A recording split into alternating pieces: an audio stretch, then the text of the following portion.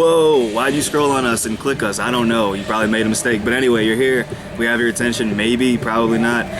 Jared Aguilar. Tyler Adams. We are physiotherapy students, and we interviewed Charlie Weingroff, who is a fucking Jedi of physiotherapy and strength training and athletic training and all things human performance. Yeah, so, right? Flex Performance Physio is coming from you, documenting the lifestyles of the broke and the famous. No, not famous, but, you know, in debt to hopefully, let's see how our career goes once it comes out. It's not a positive way to put it. It's not a positive situation. Let's see how we go from in debt to maybe we make a little bit of money. So part of, you know, what we're coming through with the podcast is we're trying to get out there to the people, the real deal people, right? The people that people that give a shit. People that give a shit. I really truthfully believe that there's a lot of people out there that you don't see immediately. You know, you kind of have to sift through the bullshit out there to find the real deal stuff. And Charlie Weingroff is one of, without a doubt, the real deal stuff. If you didn't know who he is, a little bit about him, he's strength and conditioning coach, Philadelphia 76ers. He's the strength and conditioning coach for the entire Canada's basketball program, the country. And if you don't know, Canada's basketball program is like super legit now. Talking about first round draft pick, like number 1, 3, or I don't know quite where they're drafted. But if you didn't know, Canada's coming up strong in the basketball game. Yeah. And what Charlie spoke to us a little bit about was really, would you say, Jared, was like how to be elite, right? Yeah, I think I was getting ready to say that, like what probably a lot of people can relate to. What Charlie goes off on is the self-awareness to when and how you can realize that you're mediocre, or the methodology or the philosophy that you're currently emotionally attached to is mediocre, and how you can try to recognize that and move past that and not get caught up in this is what I believe, and even though it's hurting me and I can't tell it's hurting me, you know. Yeah, don't stay where you're at, because if you're not getting better, or you don't realize that, don't get... It's the hardest thing to realize, right? The only thing to be emotionally attached to is winning. That's what he was preaching. That's what he... Right, don't be emotionally attached to anything but winning. So, without further ado, let's let the man, the myth, the legend speak to you.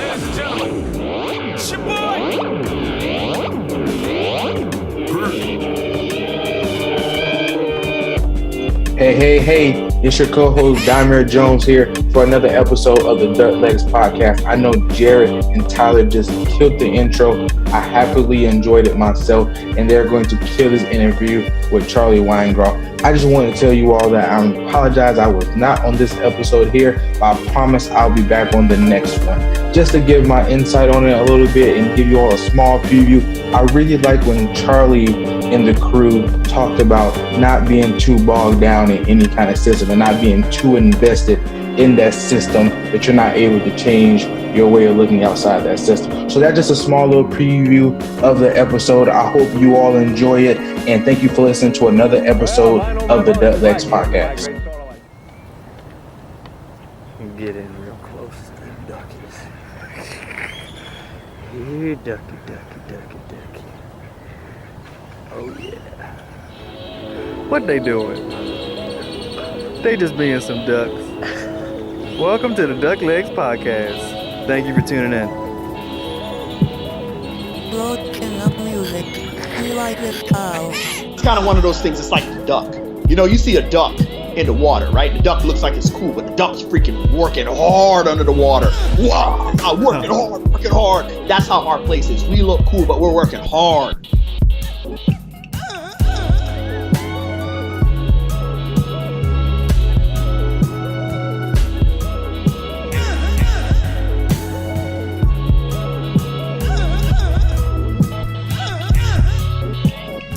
All right, so first thing, a few questions to get things rolling off is, as we can see in the picture there, you know, every time you see a video or a picture of you, you've got your watch game is strong there. you clearly, I believe in accessories. So right now, what is your go-to watch? And what are you wearing right now? Do you have a watch? Yes, I have a watch. It is a G-Shock. It's not small, and this one I think works off solar or whatever, so it never needs a battery. And then it's like a world clock, so it picks up where you are in the world, so I never have to change the time. Nice. I got a lot of watches. I got to get new batteries. There's a bunch you never seen. How many watches do you rotate? Do you keep the same one? Yeah. So I rotate hats, shoes, and watches, and that's why everything's always stays fresh. Gotta stay fresh. And it actually started with shoes, because before I got a lot of my shoes for free, I have to buy them, and it's not easy to get a nice pair of Nikes or whatever I was wearing in size 7 or 7.5. So I would buy a whole bunch of them at once when I would be at an outlet or something that actually have my right size, and then I'd always flip them every week, so then they would always stay nice, because I wouldn't be able to get new shoes for a long time because of my size. Nice. Probably, maybe I don't know, maybe 24 watches. I'm sure there's people that have a lot more. Yeah, that's a decent amount. Nike must give you free kicks right now, though, right? Don't you? It's not exactly giving, but most of my, if not all of my Nike gear is part of the deal. Yeah. That's awesome. Yeah. You're right. It is awesome. I highly recommend it. Yeah. If you can get free Nike gear, that's awesome. Would be on the list of all of the above. I think Nike, when like Under Armour, everything, I still think Nike looks the best. It's just a personal opinion, though. All right. Well, I mean, I think you're right. Yeah, as a paid consultant of Nike, I completely agree with your assessment. Yeah. We appreciate that unbiased answer. Yeah. I've heard before that, the deadlift, either the deadlift comes a little bit more natural to you, or the squat comes more natural. Oh gosh, the squat. Yeah. The squat came to you. Yeah.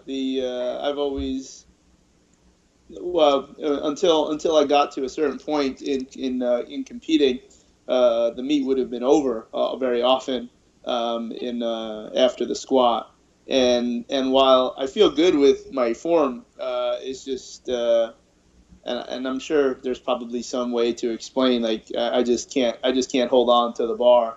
Yeah. And I'm sure my anthropometry might have something to do with it, but no, I've never. For what I'm able to squat, I should be able to deadlift much more in terms of lower body and trunk qualities, but I've never been able to. Yeah, I think my quest for 7 wheel, more to deadlift 700. I don't think I'll ever get to that. If I really focused, I could probably get back up into the 6s. But that's I wonder sometimes if those days are over. Not because I don't think my body can take it. I just don't have the time. And and I look back on how I feel, and I never felt good powerlifting. I don't think anyone does. And it's like, wait, it's the whole Mike Boyle evolution of a strength coach. And as I leave my late 30s, it's interesting how how good you feel when you train with some of these other methodologies. But so no, I can't squat what I did before. I can't deadlift. I can probably bench as much as I've done before, because I've never been a good bench presser. In terms of weight, again, my technique is probably pretty good. For whatever reason, I'm sure it has something to do with my shoulders, which would be the reason. It's got to be something anatomically with my shoulders as to why I in those particular movements I've never gotten to certain levels that in other moves I easily should be able to bench more and pull more. But no, I was always very, very good at squatting. Nice. So what do you what's your go-to? What are you listening to when you're working out? Oh, that's this is going to surprise people. Well, actually, I think maybe some people know that I'm fluent in Spanish. So I don't know if some people know, some people don't. Not that that's terribly important, but Channel 4 on Sirius is the Pitbull station. Whoa. And it has like a lot of traditional like whatever is normal pop, like 16-year-old girl stuff, but then it has like the all Spanish stuff from Pitbull and some of these other characters who I wouldn't know who they were if I ran them over with my car, but when it's all Spanish dance, like that dance house, I don't know what you call it. That reggaeton. But I like that stuff. Okay. Channel 4 is the Pitbull state, global Pitbull globalization. That is awesome. You see, I give you a little bit of Boricua accent there because I'm from New York, but all the different places that I live, people hear a whole bunch of different accents, but in New Jersey, we actually don't have an accent. What people think is an accent from New Jersey is really a New York accent. And in New Jersey, we don't have an accent. We just curse a lot. Right on. Yeah. So you recently just came back from the Olympics. You were and correct my title. Yeah, I'm gonna have to correct you already. We didn't, as embarrassing as it's been, we actually didn't go to Rio. We didn't qualify. Oh. Yeah. So we were in the qualifying tournament. There was 3 qualifying tournaments for the teams that were the highest placing last summer, the summer of 15, which was the original qualifier for all the different regions, and that's where we were. We had all of our players. We were, if you look at the games and the point differentials, it was very disappointing that we, sometimes Goliath loses to David, and I'm not taking anything away from the team that beat us, but I'm not even going to name them because I can tell you it's fairly embarrassing. But we had a group of guys that was very interesting because international basketball does not usually occur this early in the summer season as it did last summer. So we had guys that were free agents that cannot jeopardize their free agent health. Yeah. So if they get hurt playing for us, especially this year with the salary cap going up, guys making just money that wasn't it's unparalleled in the NBA in NBA history as the salary cap goes up. So again, very easy to say we didn't have all of our players, but look, the other teams that have a lot of NBA guys also didn't have all of their players. So it's disappointing that we weren't able to put it all together. But I think a lot of people do consider us to be the second best team in the world. I certainly do. That's my opinion. And the points, if you look at the accumulation of points since a certain period of time, then it's obvious that we're the second best team in the world. So it's all a big process, and I'm up here today in Toronto working on some things that for all of our, whether it's our senior team, etc. It's a year-round thing now. It's not just getting together and being a strength coach in the summer months. I bet you that's kind of like a consistently year-round thing that goes on. Well, it is. Right now it is. Whether the amount of face time that I'm involved with has grown every year as our resources grow and our staff grows.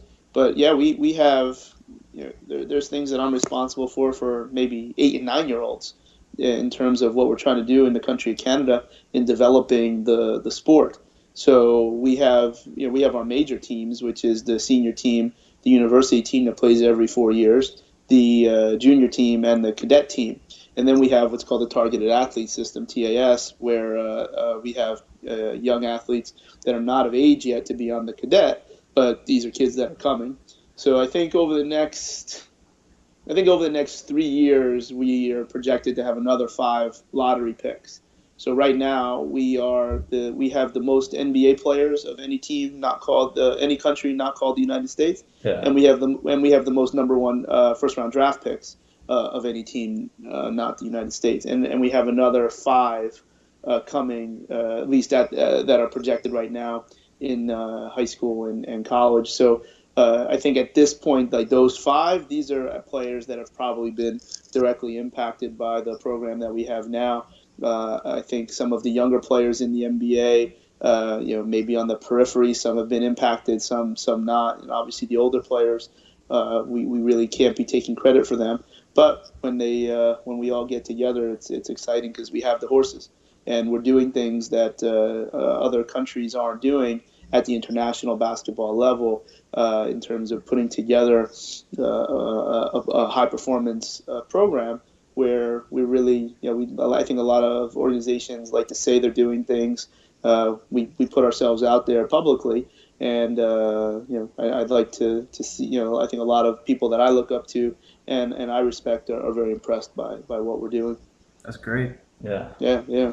So for those of the viewers, the masses that are going to be watching this video, those of you who don't know a little bit about you and I would say you have a series of videos that represent your training model or philosophy with training equals rehab, rehab equals training. And you are about to record your third video. For those of the people who haven't heard a little bit about you and the training equals rehab, could you give a brief summary of that and then maybe what we can expect for this third one? Yeah, it's the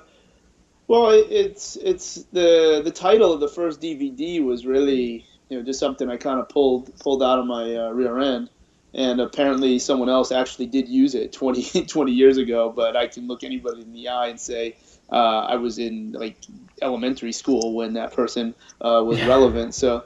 It's really a thought process, and I get it. A little bit of it is easy for me to say because I do have techniques and experience as a healthcare provider and a legitimate strength and conditioning coach, where many times in my career, including what I do here in Canada, I do very little, if any, healthcare interventions, where the body is just a series of systems, and these systems all are managed by Cellier's model of adaptation, general adaptation syndrome, specific adaptation to impose demands, et cetera, et cetera.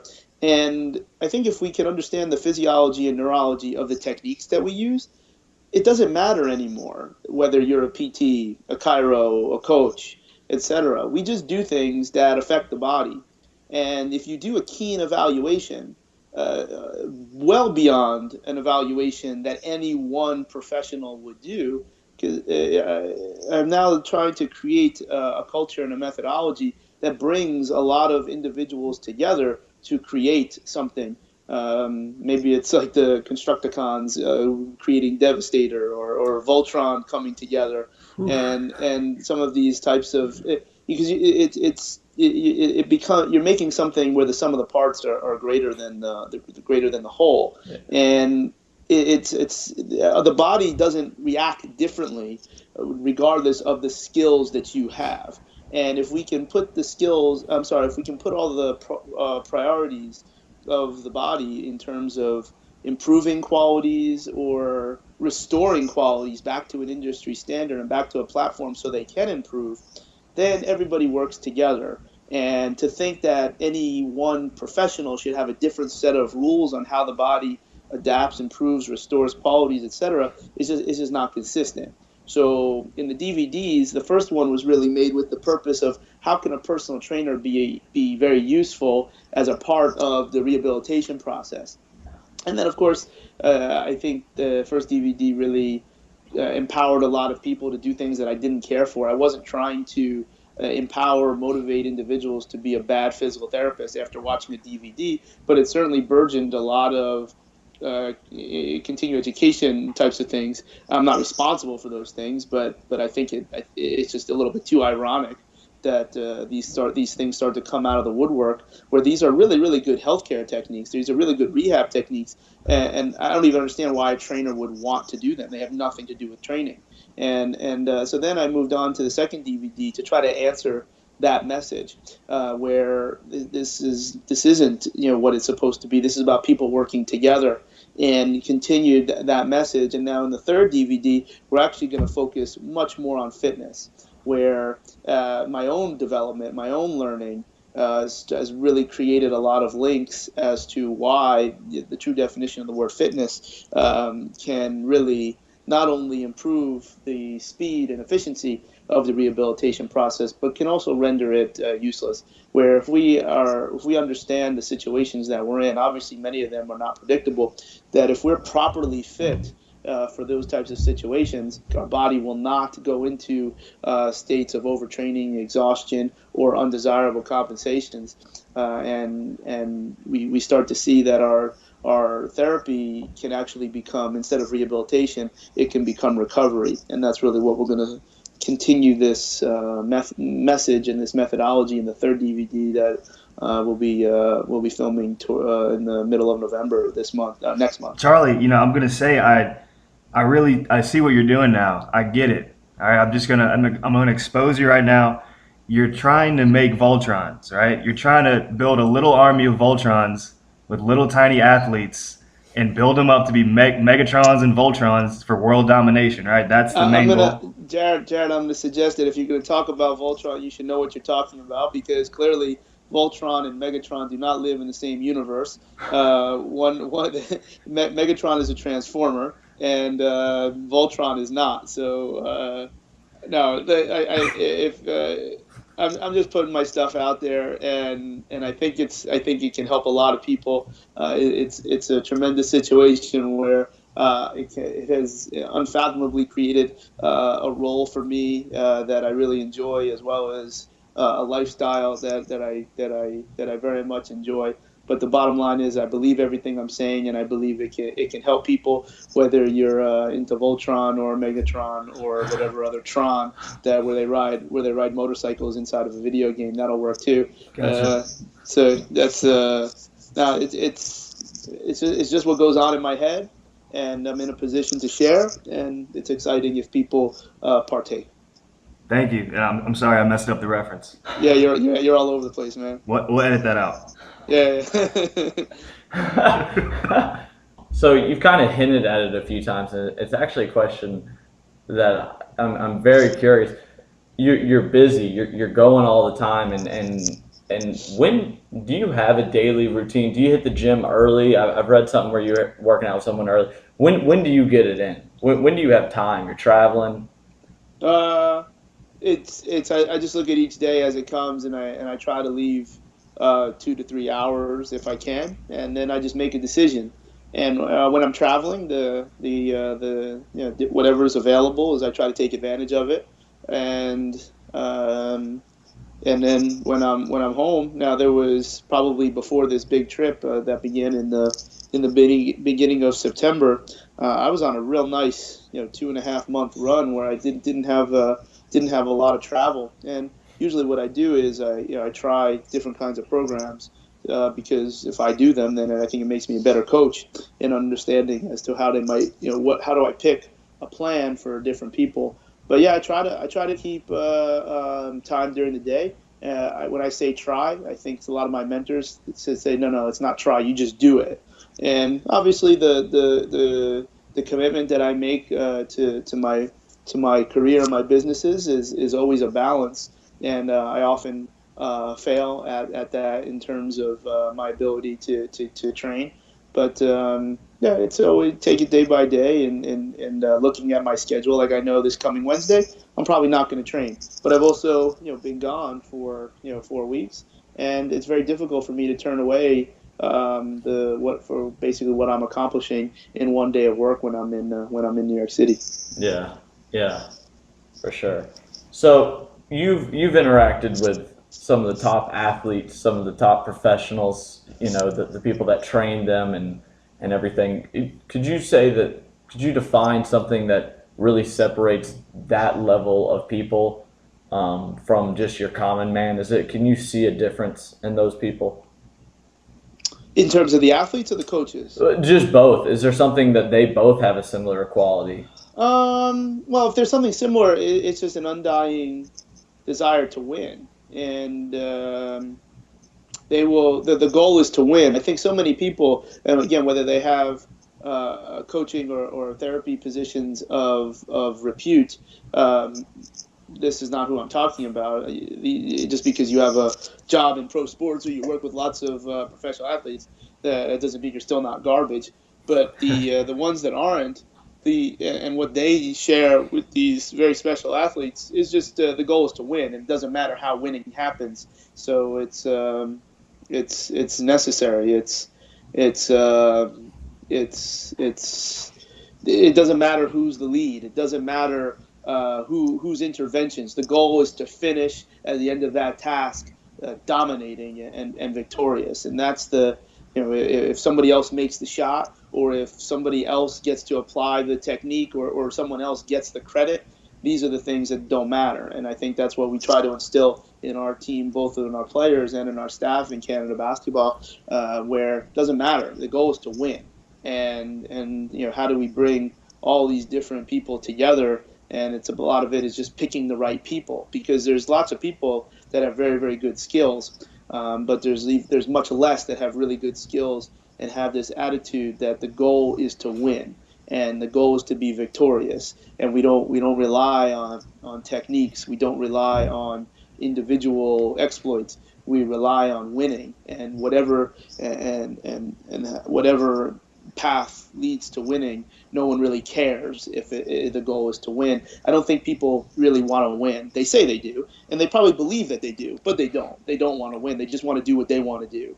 And that's where people will use different techniques and they won't use other techniques. And you can like to the alien that comes down from Mars, and he just watches. He's like, why would you not do it that way? He doesn't have a horse in the race. He's just unbiasedly evaluating two different models. Right. And maybe some of the stuff that I might talk about is just categorical. Like, there's no any reason for you not to do what I'm saying, but because you have an emotional connection to some trash, you prefer to do it your way. And that's where we'll start to say that no, like I'm showing you how to do this better. All right, fine. You just don't want to win. You just want to do your shit. And that doesn't happen at these very, very high levels, whether it's an athlete. I mean, the thing that makes the athletes different is just genetics.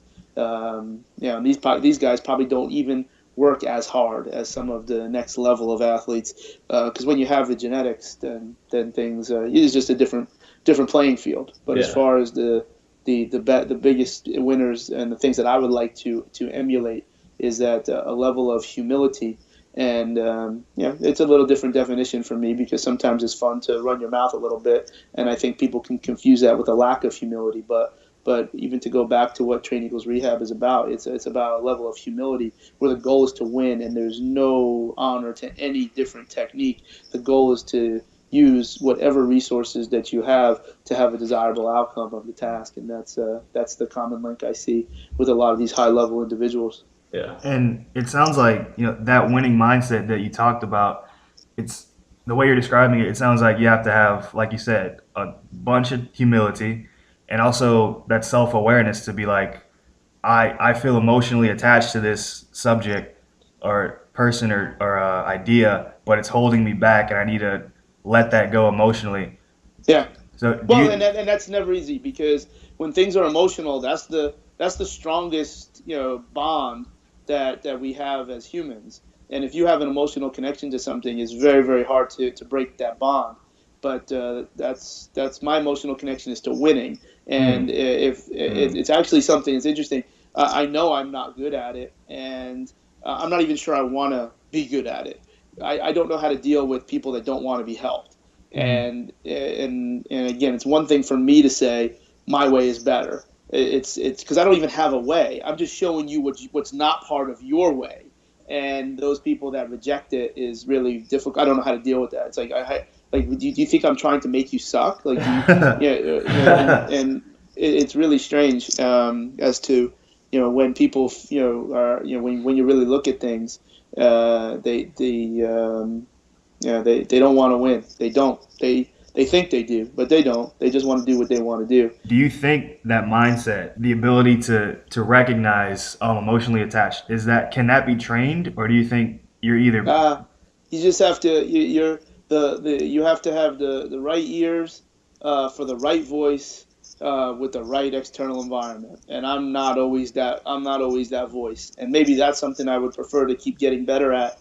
But I don't think there's any recipe. A lot of obviously in our profession, there's a lot of well, who knows? When I say our profession, I still only know what I know. I don't know, what's really out there because it's such a fragmented type of thing. And I look at the profession as all human performance, not just rehab or training. But what I'm getting at is there's a tremendous popularity of a lot of these leadership books.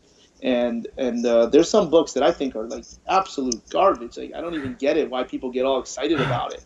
And it's not important for me to name them because that's just my opinion. But what I'm getting at is, dude, like I know I've personally been in situations that Gandhi, Mother Teresa, and George Washington couldn't lead these people. You can make any great leader, and out of brilliant people, and a lot of the companies that we study and like some of the amazing things that they do. I'm not seeing too many of these leadership books enumerating their hiring process. So when you look at some of these companies on the West Coast of the United States, where they let you play ping pong all day and you can eat whenever you want, and it's like doesn't matter. It's like they have these incredible financial compensation plans, et cetera, and this is how you create a culture.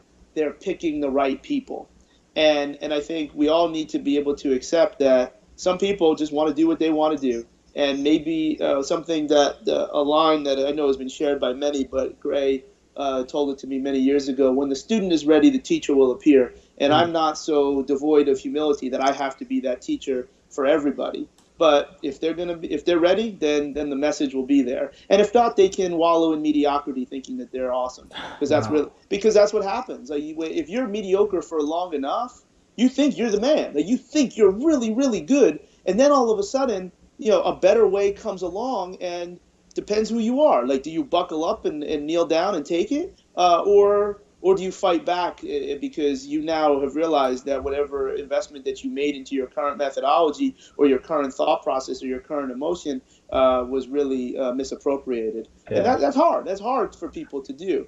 And instead bottom line is there's a lump of poop in the room, and after a while it doesn't smell anymore. And that's really that's tough for people to admit that there really is a lump of poop in their room. Wow. And that's where I walk away and be like, okay, hey, I had my chance on however they chose to consume my voice. And if the voice was not completely consumed, then, hey, man, we can talk about Disney, we can talk about football or whatever. And it's not that and other people have a difficult time separating that, because I think the other thing is why that's so hard, Jared, is that in the presence of social media, you don't know the person. Like, you only know what the person's letting you know.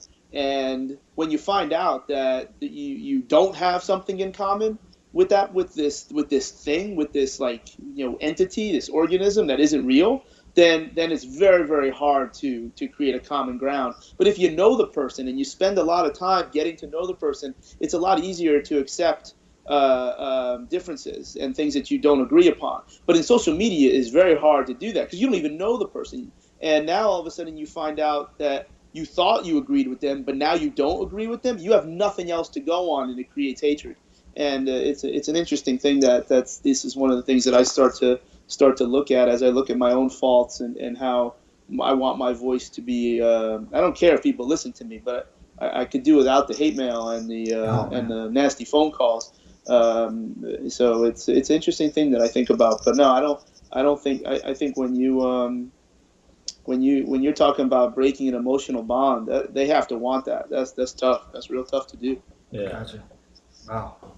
What are some of the things that you've had to adapt to? Some of the more difficult challenges that you've had to face from a clinical level. Either or. I mean, maybe even a higher, like a mental level.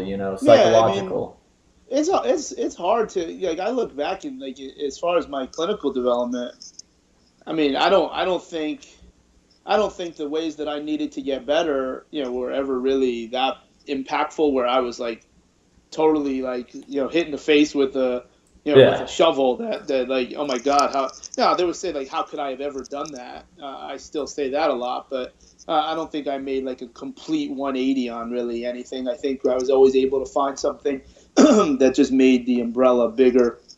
But I mean, hell, I mean, just the last couple of years dealing with a divorce that I didn't want to have happen, and obviously I needed to have it happen because it takes two people. But how do you have trust in situations, and I even not having such a awful experience when my wife at the time and I moved pretty much 1,000 miles away from home and went to North Carolina to be a part of the Marine Corps program, and then to have that end the way that it did, you just have to believe that things are gonna work out. And it's interesting that I feel so strongly about some of the things that I feel strongly about because I had a belief, I failed, and then I succeeded again. And I think that's very important. When you have that happen, then you know. But because I think so many people are like, what do you believe? Well, I believe this, this, and this. Man, you don't believe shit because you never failed. You talk about when we talk at the clinical model, because of social media, if people knew the years of experience some of these messengers had, nobody would even listen to them. Yeah. So if you've only been a therapist for 3 years, you don't believe anything because you're just doing what someone else told you. You haven't failed and then come back again and then succeeded with something new. Now you have a reason to actually believe something. So I look at some of the major failures in my life, both personally, socially, and then from a clinical level, is because I carry myself fairly juvenile. But dude, in another few months, it's going to be 20 years that I've been a physical therapist. Yeah. So it's I think the amount of failures and the different combinations of things, you can only start to believe something after you failed. If you've never miserably failed, you don't believe anything. You're just going along with the story. Like you haven't gotten to chapter 7 yet. And when you see things change when you have failure. But if you constantly keep your bar very low because you're into mediocrity, then it's a challenge to change your beliefs.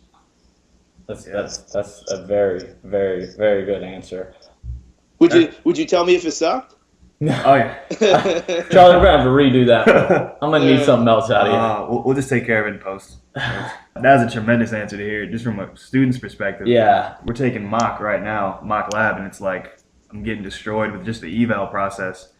And just looking ahead, it's like what will my evals look in the future? And just hearing you talk about failing, and it's like talking about the therapist being 3 years in and not even being on chapter 7. Well, we're not even to the intro yet, in the book. Yeah, you guys don't believe anything. Now, that doesn't mean you don't follow a plan.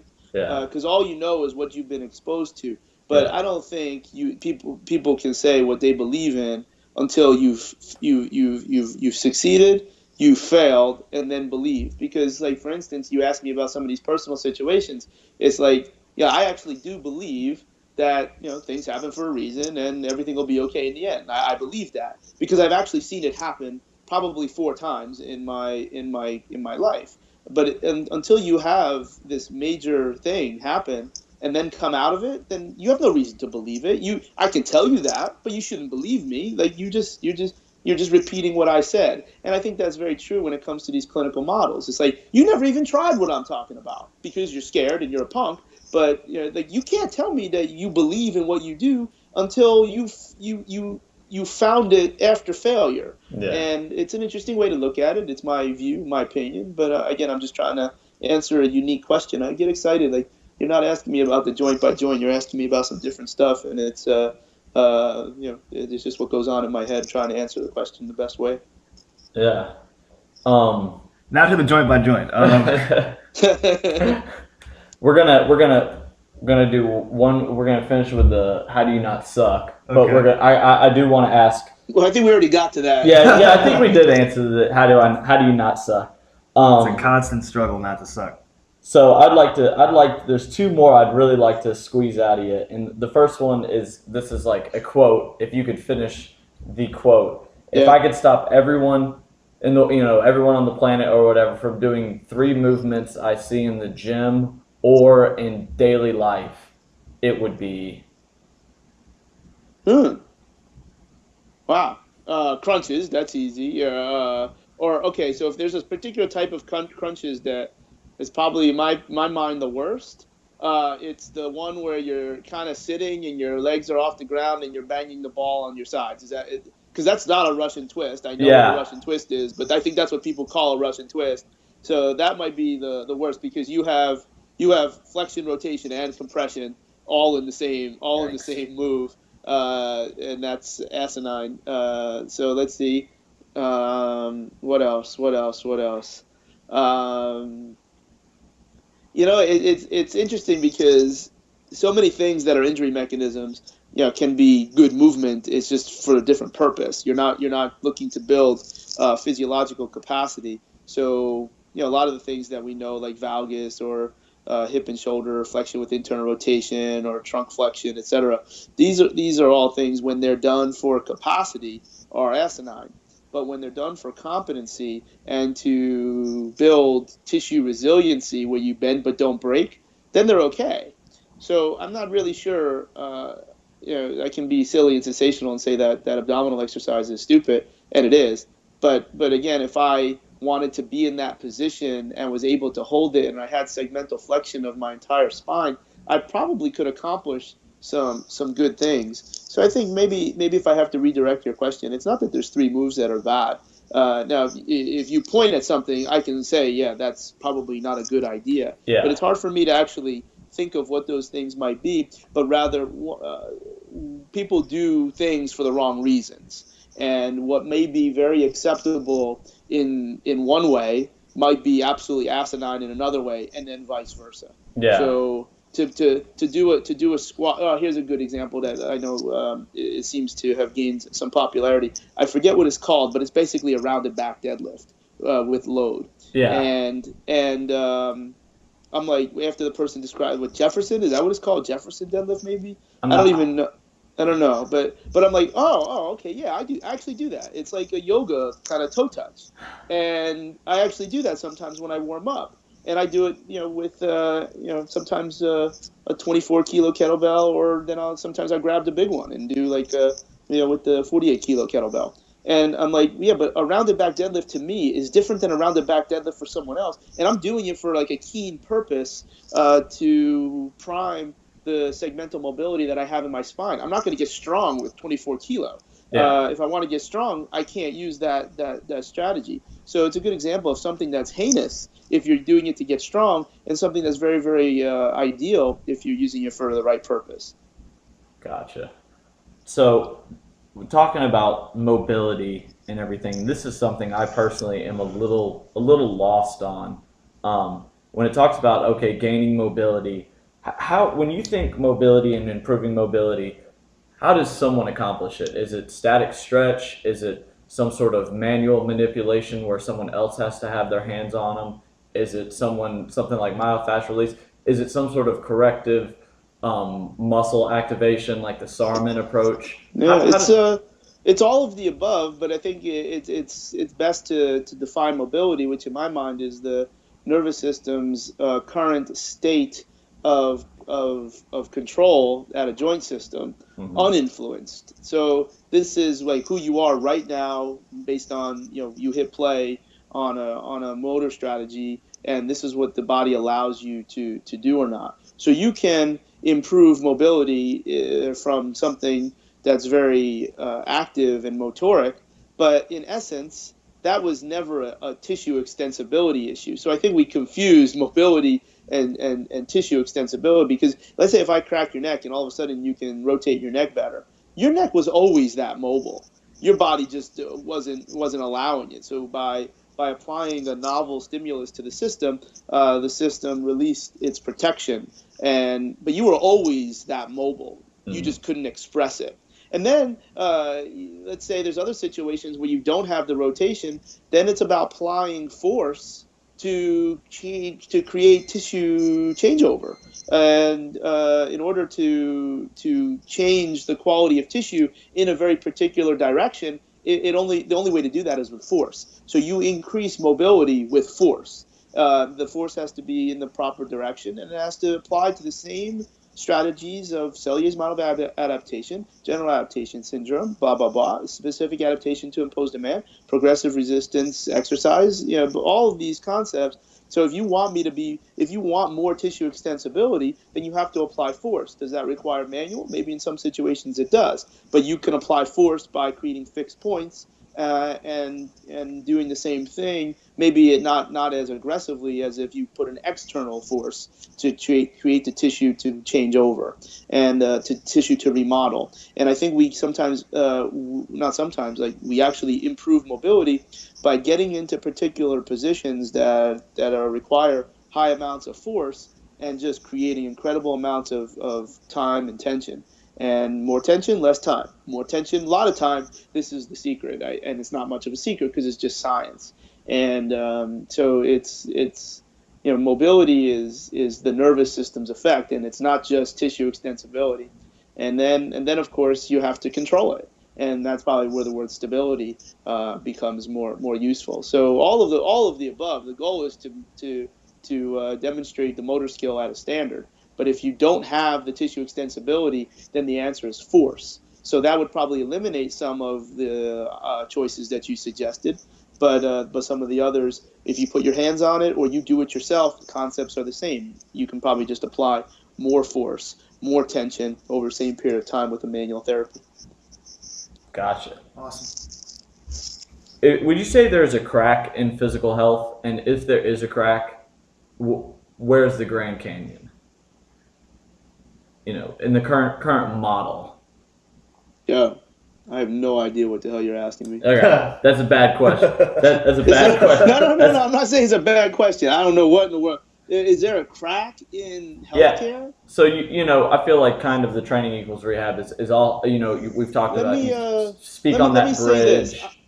Let me say this: the general population is not stupid. I think they know the wrong things. And if you know the wrong thing and then you go seek expertise based on the wrong standard, you're doomed. And I think that's what it is. I think we're not equal to, we don't know the same things as the expertise, so we just have to trust them. I use the mechanic as an example. Like, if there's something wrong with my car, I bring it to the mechanic. I have no choice but to listen to him.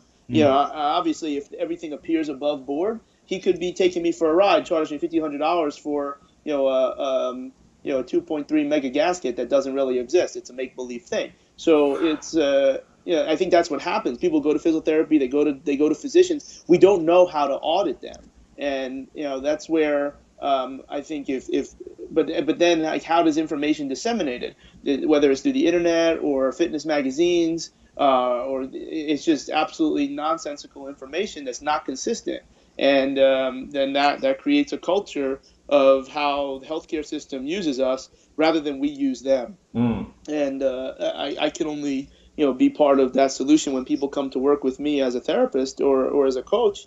I'm like, I say this a lot, like, no, I want you to know everything that I know. I just know what to do about it. So that when they go back to their physician, they know how to ask the right questions. And it's about advocating. And a lot of the folks that I see, it's really just advocating. There's nothing I can do for them, but their situation doesn't require my expertise. It requires surgery. But now they understand, why these decisions are being put in front of them. Is that maybe I don't know if that's what you're asking, but the Grand Canyon's in Arizona. I think that's great. Just that advocate mentality is definitely something I need to marinate. Empower, but and what's interesting is that when people feel like they have control, things don't hurt as much. Yeah, maybe that'll lead a person to a winning mindset. Could be. All right, Charlie. It could lead you to the Grand Canyon on Route 66. Right. That's true. Like, I'm gonna win all the way. And that's where it is. That's where the Grand Canyon is. We drove once from Vegas to the Grand Canyon, and I looked around. I'm like, man, this place looks very familiar. And I go out on my phone. I don't remember what the town was, but it was the exact town that they used to model for Radiator Springs in Cars. Like it was like you were driving through Radiator Springs. It was unbelievable. Wow. I looked it up on Wikipedia, and it's like one of the 3 towns that Pixar used as the model for Cars. That's a little trippy. Yeah, it was ridiculous. Like it's like totally the place. Am I in a Pixar movie now? Wait, what happened? That's what you get with asking some kind of fancy questions. Yeah. So oftentimes, and it's kind of and we might have you repeating yourself, but oftentimes you speak a lot of times to the personal trainers and how to bridge that gap and how to make things better. But I know that we're a little bit curious from the physical therapy world. In your model, in your eyes, what can physical therapists or us as we come out of the career, what can we do to help our end of the deal with everything in your model?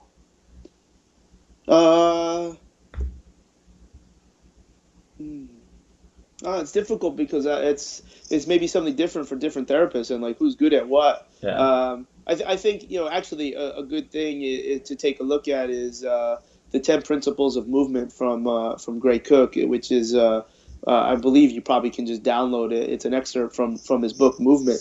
But all those different things, and I probably don't have them all committed to memory. But if you can go by the 4 principles of movement, then some of the things make a lot of sense. Like for instance, the principle number 1 is that you cannot treat a system in pain and the system that's not in pain.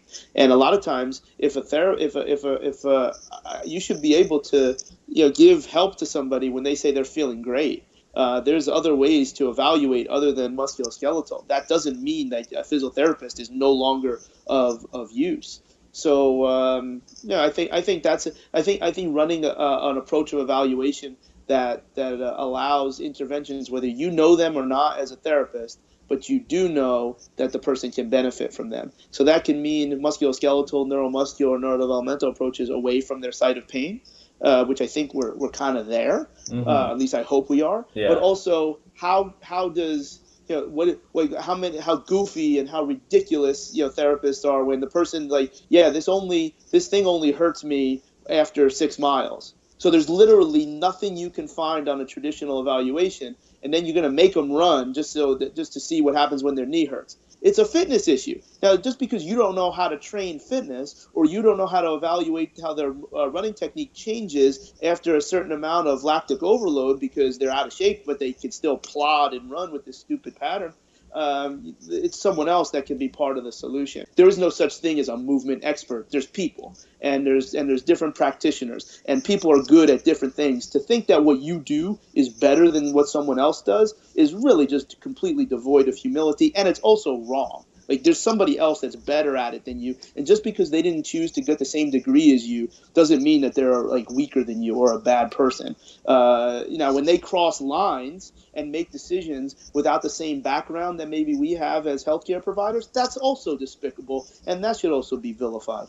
But I want the evaluation process. You're an autonomous practitioner. You should take control of the situation. No, you're just a team member. And if as a team member you happen to be the lead, then let's have at it. But I think I want the evaluation process to take you to the back of the line and let someone else, because that's noble, that's honest, and that's in the best interest of the people that trust us with their body. That's great. Awesome. Yeah, awesome perspective. Don't say that in your undergrad. Thank you so much, Charlie. Real quick, how can people reach you and any plugs? My website's charlieweingroff.com. It seems that I always keep saying that I wish I was able to write as much as I did several years ago, but I'm going to keep trying to do the best I can. I'm a lot more active on Twitter with little one-offs. Yeah. Cwagon75 on Twitter, Charlie Weingroff on Facebook and Instagram, and I'm not hard to find. I answer every email. I just don't answer it all right away. So it's just everything that I say is just one of my very best friends, Patrick Ward, exposed me to a line from The Matrix, and blah blah blah blah blah blah. My beliefs do not require others to agree. You chose to listen. I'll say thank you, and whatever's of use, I hope that you can be better from it. And on that note, thank you so much, Charlie. All right, guys. We'll talk to you soon. All right, later. What a phenomenal podcast that we just listened to. Thank you all for listening. This is Stephen Layuza. I'm a member of the Duck Lakes podcast. On behalf of the Duck Lakes podcast group, would just like to appreciate all the time and effort of each of our guest speakers for the knowledge and wisdom that they impart on us. A special thank you to Dr. Weingroff for being with us. It's an honor to have such a talented and decorated physical therapist to be with us. As always, we're always willing to take advice or suggestions on our future podcasts, and we appreciate any and all feedback. Please like and follow and tell your moms, dads, cousins, friends, family about us. Thank you.